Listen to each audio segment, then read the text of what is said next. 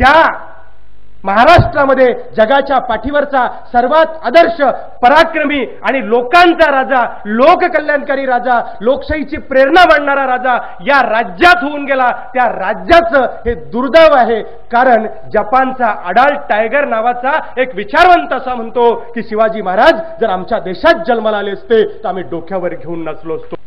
सुभाष बाबू एवढंच म्हणतात, तुम्हाला काही पराक्रम करायचा असेल, काहीतरी करून दाखवायचं असेल तर फक्त एवढंच करा, शिवाजी शिवाजी शिवाजी एवढाच मंत्र दिला. त्या पुढे जाऊन कुळवाडी भूषण गातो पोवाडा भोसल्यांचा असं म्हणणारे महात्मा ज्योतिराव फुले हे खऱ्या अर्थानं शिवाजी महाराजांची प्रेरणा आणि प्रतिमा आमच्या समोर उभं करतात.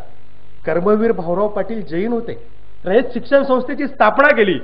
रयत शिक्षण संस्थेची स्थापना केल्यानंतर त्या साताऱ्यामध्ये छत्रपती शिवाजी महाराजांचं नाव त्या कॉलेजला दिलं आणि कॉलेजला नाव दिल्यानंतर त्या ठिकाणचा एक उद्योगपती आला आणि म्हणाला, शिवाजीचं नाव काढ, माझं नाव दे, तुला लागल तेवढी डोनेशन, लागल तेवढी देणगी मी देतो. त्यावेळी कर्मवीर भाऊराव पाटलांचे शब्द आहेत, अरे वेड्या, एक वेळा माझ्या बापाचं नाव बदलण्याची वेळ आली तरी चालेल, पण छत्रपतीचं नाव नाही बदलणार.